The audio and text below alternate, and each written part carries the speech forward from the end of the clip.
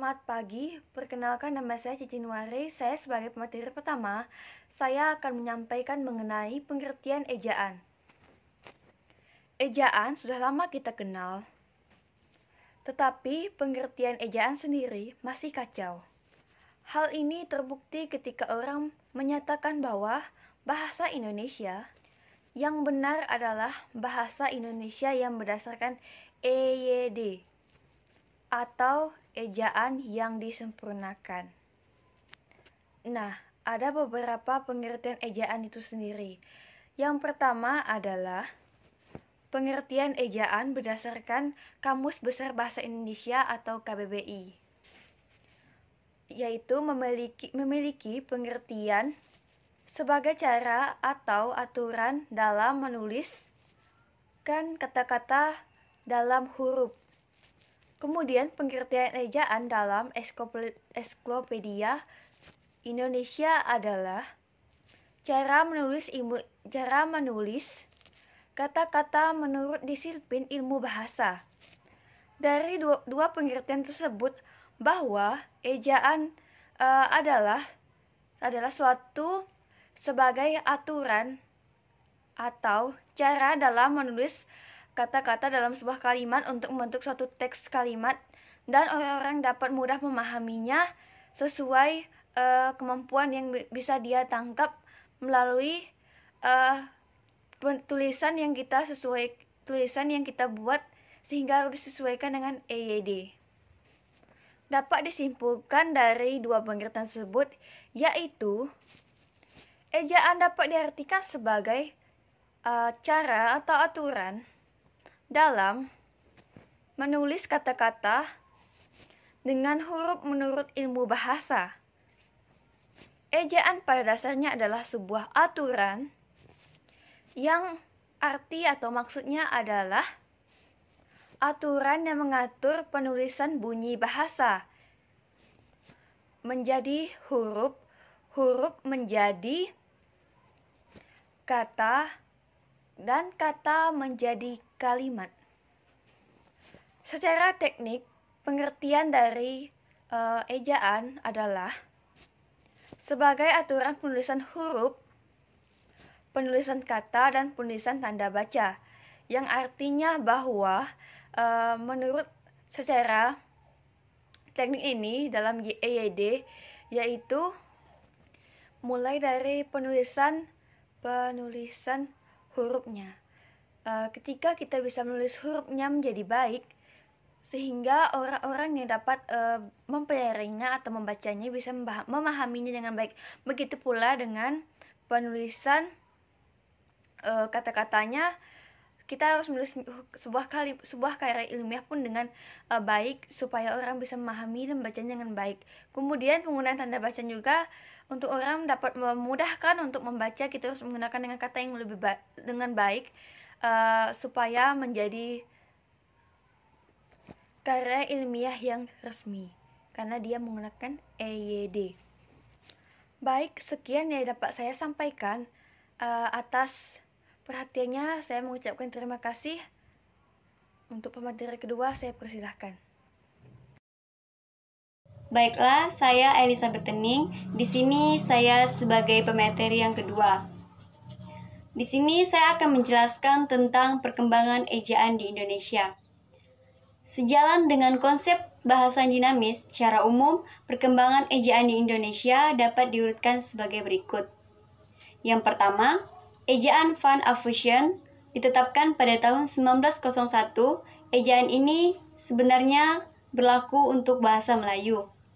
Yang kedua, ejaan Swewandi ditetapkan pada tahun 1947. Ejaan ini kemudian dikenal dengan nama ejaan Republik. Yang ketiga, pada tahun 1959, pemerintah Republik Indonesia dan Malaysia menjerumuskan ejaan Melindo. Akan tetapi, ejaan ini tidak diresmikan. Yang keempat, ejaan yang disempurnakan. Ejaan ini mulai berlaku pada tahun 1972 dengan dikeluarkannya keputusan Presiden nomor 57 tahun 1972. Ejaan ini terakhir di atas kemudian dibukukan dan dikenal dengan istilah Pedoman Ejaan Bahasa Indonesia yang disempurnakan dan digunakan sampai sekarang. Sejak diberlakukannya ejaan yang disempurnakan atau EYD, minimal telah 2 kali diadakan penyesuaian isi, yakni tahun 1987 melalui Keputusan Menteri Pendidikan dan Kebudayaan Nomor 0543A atau U atau 1987 tentang penyempurnaan pedoman umum ejaan bahasa Indonesia yang disempurnakan, dan terakhir tahun 2009 melalui Peraturan Menteri Pendidikan Nasional Republik Indonesia Nomor 46 tahun 2009 tentang pedoman umum ejaan bahasa Indonesia yang disempurnakan pada tahun 2016 berdasarkan Keputusan Menteri Pendidikan dan Kebudayaan Nomor 50 tahun 2015, Pedoman Umum Ejaan Bahasa Indonesia yang disempurnakan atau disebut dengan PUEYD diganti dengan nama Pedoman Umum Ejaan Bahasa Indonesia atau disebut dengan PUEBI, yang penyempurnaan naskahnya disusun oleh Pusat Pengembangan dan Pelindungan Badan Pengembangan dan Pembinaan Bahasa. Assalamualaikum warahmatullahi wabarakatuh. Perkenalkan, nama saya Arti Supraningsih. Di sini saya sebagai pemateri kedua. Materi saya berjudul Pedoman Umum Ejaan Bahasa Indonesia. Teman-teman bisa membuka di buku halaman 55 sampai halaman 86. Ejaan Bahasa Indonesia yang pertama menggunakan pemakaian huruf. Dimulai dari huruf abjad, huruf vokal, huruf konsonan, huruf difrong, gabungan huruf konsonan, huruf kapital, huruf miring, serta huruf tebal. Huruf abjad dimulai dari huruf A sampai huruf Z. Kemudian huruf vokal, huruf yang melambangkan vokal dalam bahasa Indonesia yang terdiri atas A, E, I, U, dan O. Huruf konsonan, huruf yang melambangkan konsonan dalam bahasa Indonesia terdiri atas huruf B, C, D, F, G, H, J, K, L, M, N, P, Q, R, S, T, V, W, X, Y, Z.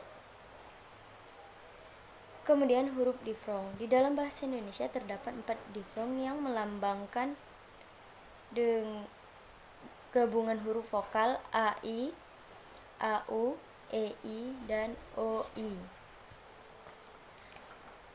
Selanjutnya yaitu gabungan huruf konsonan.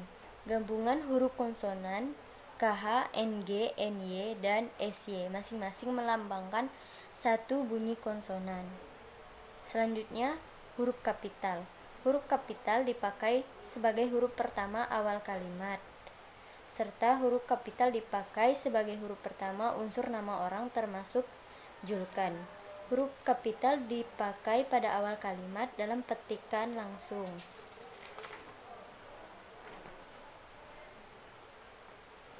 Huruf kapital sebagai huruf pertama setiap kata agama, kitab suci, dan Tuhan, termasuk sebutan dan kata ganti untuk Tuhan.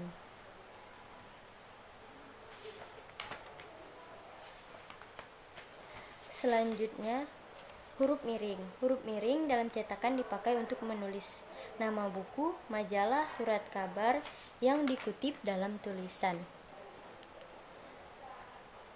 Selanjutnya huruf tebal. Huruf tebal dipakai untuk menegaskan bagian tulisan yang sudah ditulis miring.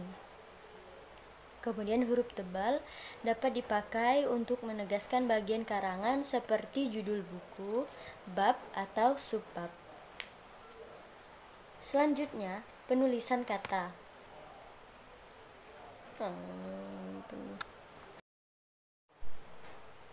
Kemudian, dalam ejaan bahasa Indonesia juga diperlukan penulisan kata, dimulai dari kata dasar, kata turunan, bentuk ulang, kata gabungan kata, suku kata, kata depan di, ke, dari, kata partikel, kata singkatan dan akronim, kata angka dan bilangan, kata ganti kekau, kumu, dan nya.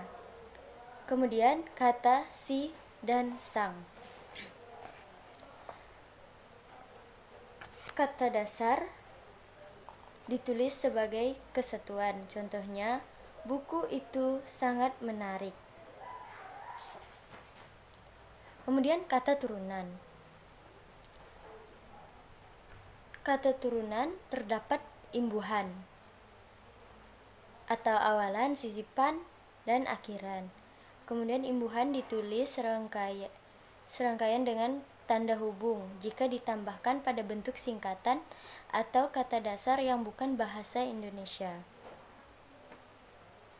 Gabungan kata yang penulisnya terpisah tetap ditulis terpisah jika mendapat awalan atau akhiran. Kemudian bentuk ulang. Bentuk ulang ditulis dengan menggunakan tanda hubung di antara unsur-unsurnya. Kemudian gabungan kata. Unsur gabungan kata yang lazim disebut kata majemuk ditulis terpisah. Kemudian gabungan kata yang dapat ditimbulkan kesalahan pengertian dapat ditulis dengan menambah tanda hubung di antara unsur-unsurnya untuk menegaskan pertalian unsur yang bersangkutan. Yang ketiga, gabungan kata yang dirasakan sudah padu, benar, ditulis serangkai. Selanjutnya, suku kata. Pemenggalan kata pada kata dasar dilakukan seperti contoh main, niat, saat.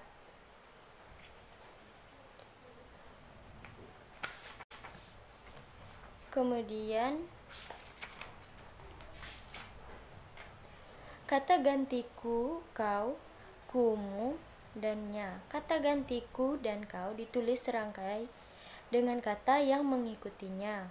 Kumu dan nya ditulis serangkai dengan kata yang mendahuluinya. Kemudian kata si dan sang. Kata si dan sang ditulis terpisah dari kata yang mengikutinya. Contohnya, surat itu dikembalikan kepada si pengirim. Kemudian, ibu itu membelikan sang suami sebuah laptop.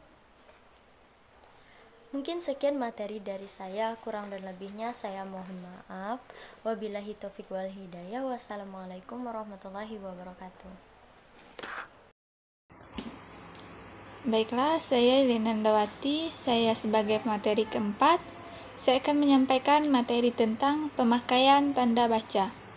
A. Tanda titik.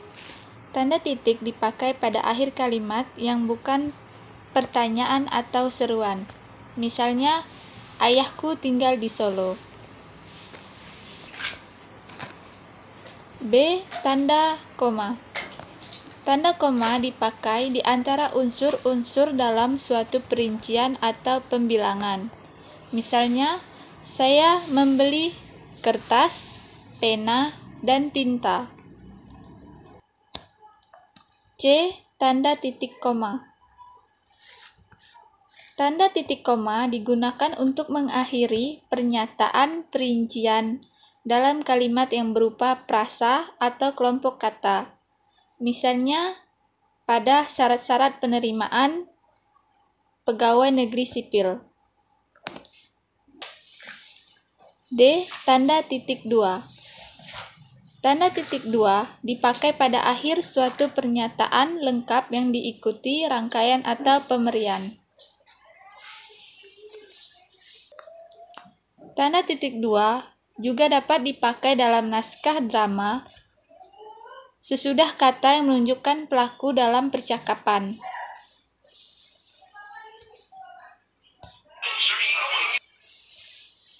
E. Tanda hubung. Tanda hubung dipakai untuk menyambung unsur kata ulang. Misalnya anak-anak. F. Tanda pisah. Tanda pisah dipakai untuk membatasi penyisipan kata atau kalimat yang memberi penjelasan di luar bangun utama kalimat.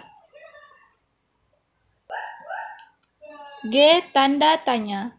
Tanda tanya dipakai pada akhir kalimat tanya. Misalnya, kapan kita berangkat? H. Tanda seru.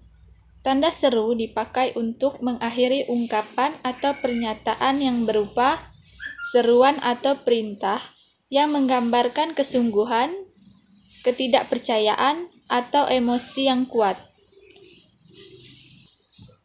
I. Tanda elipsis. Tanda elipsis dipakai untuk menunjukkan bahwa dalam suatu kalimat atau kutipan ada bagian yang dihilangkan. J. Tanda petik. Tanda petik dipakai untuk mengapit petikan langsung yang berasal dari pembicaraan, naskah, atau bahan tertulis lain. K. Tanda petik tunggal. Tanda petik tunggal dipakai untuk mengapit petikan yang terdapat di dalam petikan lain. I. Tanda kurung. Tanda kurung dipakai untuk mengapit tambahan keterangan atau penjelasan. M. Tanda kurung siku. Tanda kurung siku dipakai untuk mengapit keterangan dalam kalimat penjelas yang sudah bertanda kurung. N. Tanda garis miring. Tanda garis miring dipakai di dalam nomor surat, nomor pada alamat surat, dan penandaan masa 1 tahun yang berbagi dalam 2 tahun takwin atau tahun ajaran. Misalnya, nomor 7 garis miring PK garis miring 2008.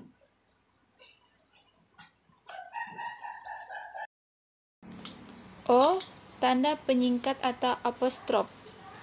Tanda penyingkat menunjukkan penghilangan bagian kata atau bagian angka tahun. Baik, perkenalkan nama saya Irene Nilamsahri. Saya pemateri kelima akan membahas tentang pedoman pembentukan istilah. Istilah pada dasarnya adalah kata atau gabungan kata yang maknanya sudah tetap, tepat, pasti, jelas, dan mantap, serta hanya digunakan dalam satu bidang keilmuan tertentu. Dari pengertian ini, istilah dapat dibedakan dari kata atau gabungan kata biasanya yang maknanya masih bisa berubah.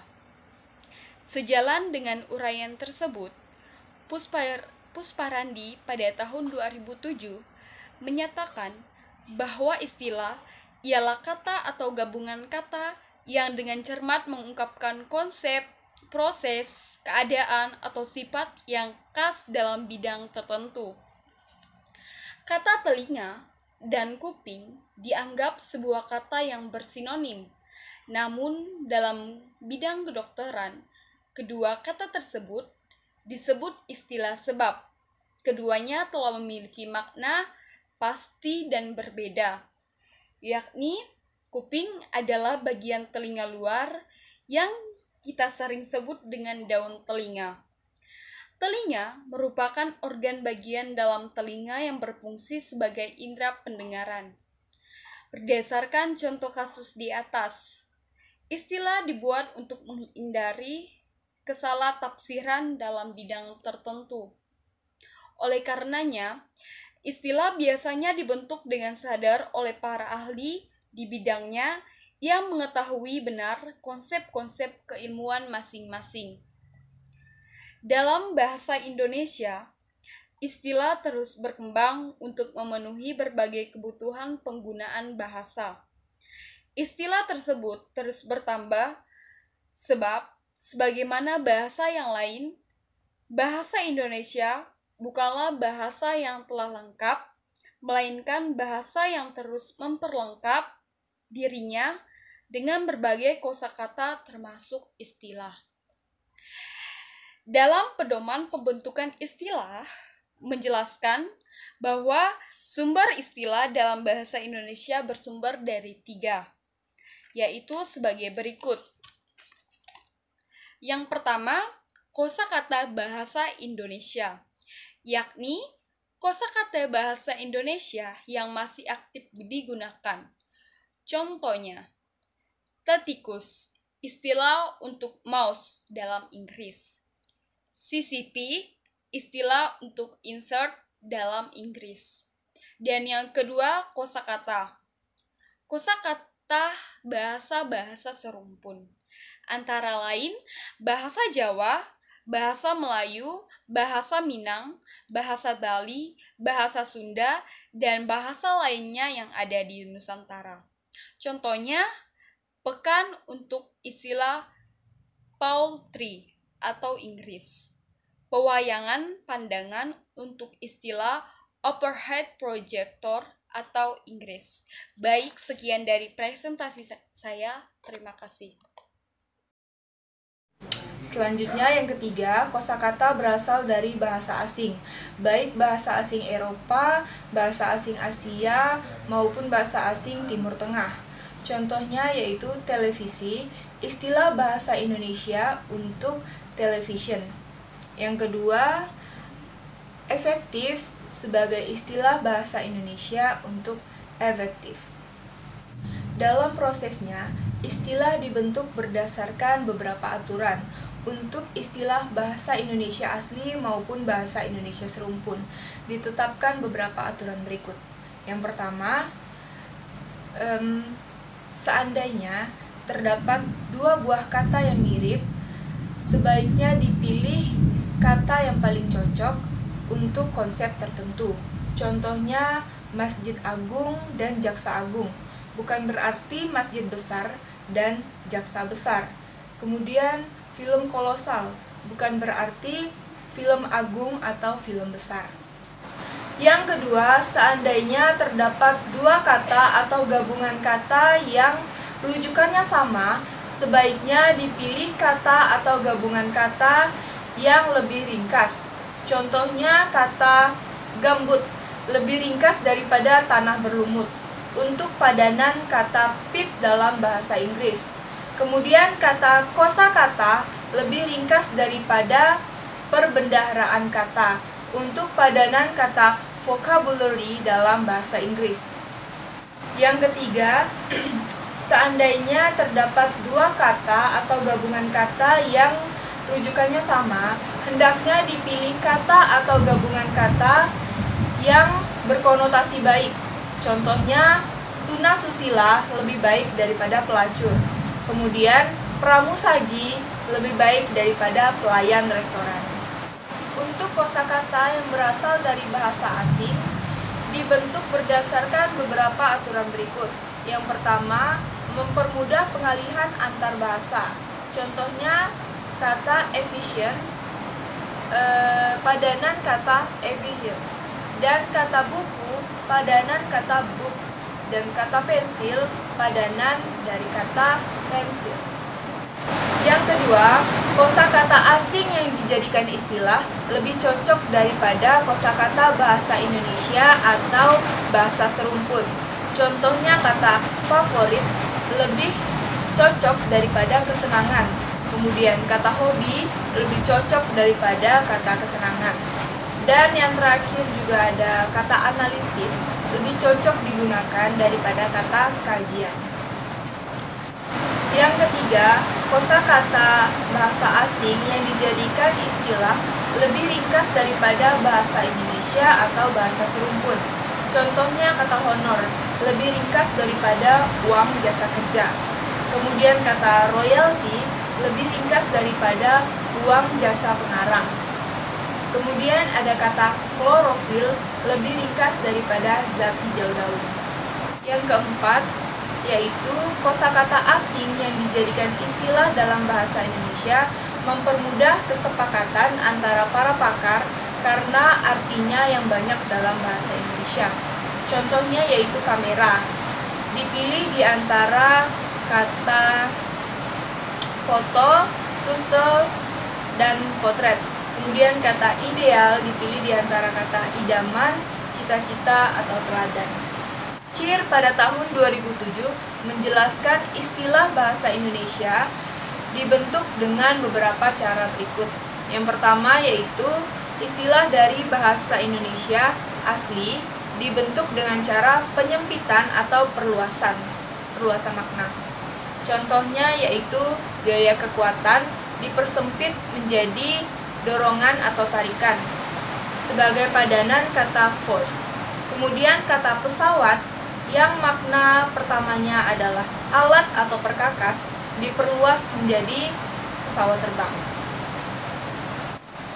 Istilah dari bahasa serumpun dijadikan istilah bahasa Indonesia jika mampu mewadahi suatu konsep bidang ilmu tertentu. Contohnya kata nyeri dari bahasa Sunda sebagai padanan kata pain dari bahasa Inggris.